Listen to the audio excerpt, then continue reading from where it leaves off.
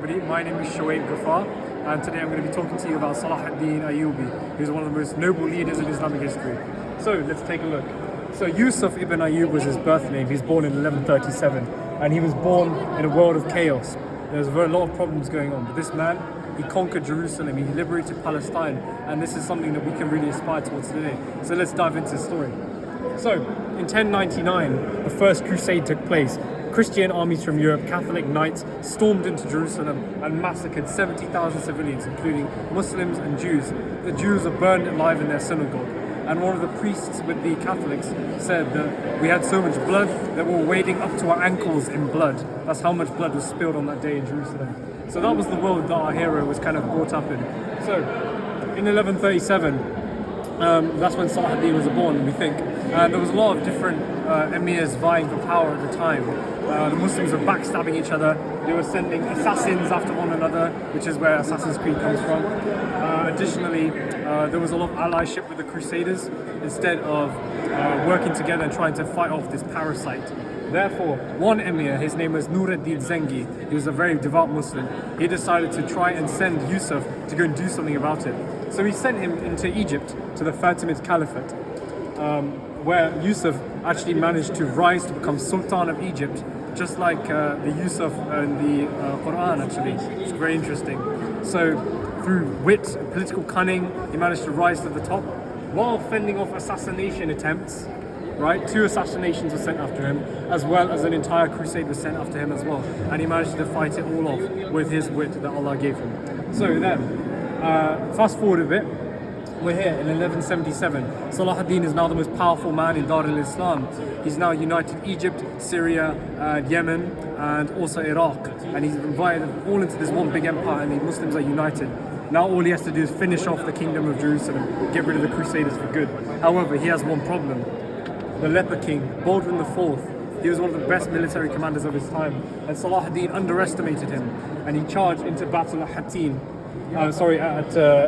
Mongisar, and Baldwin IV wiped the floor with Salahuddin.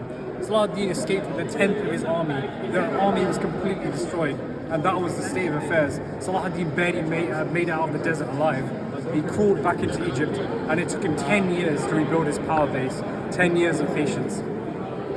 So then, after those 10 years were up, he established a truce with the Crusaders to rebuild that power. However, there was one particular Crusader who did not respect this truth.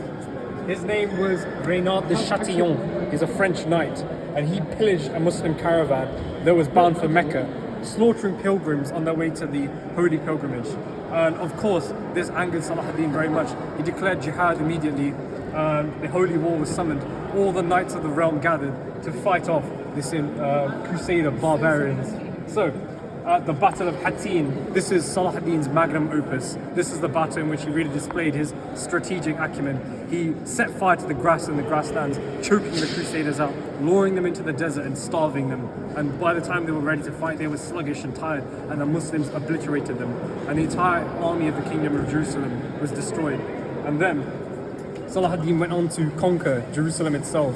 He took the city in a matter of a few weeks, and in contrast to the horrible massacre that took place in 1099, Salahuddin was comparatively merciful, ransoming large numbers of Christian prisoners, letting the children and the old go free.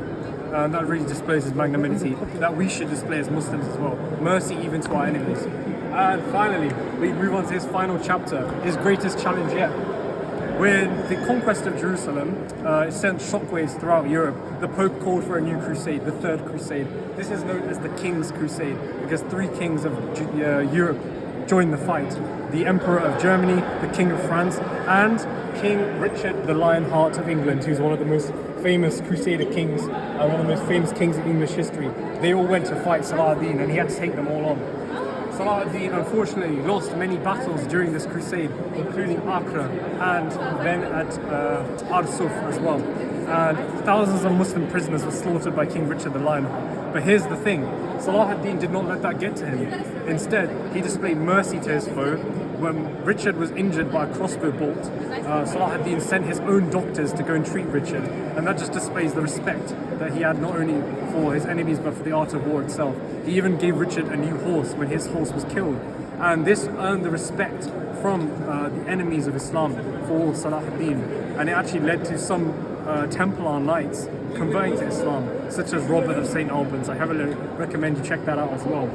So, with Salahuddin's resistance and the respect he was commanding, the war dragged on, but eventually it came to a grinding halt. King Richard knew he couldn't defeat Salahuddin, so Salahuddin successfully fended off the invasion of Palestine and defended Jerusalem from the Crusaders.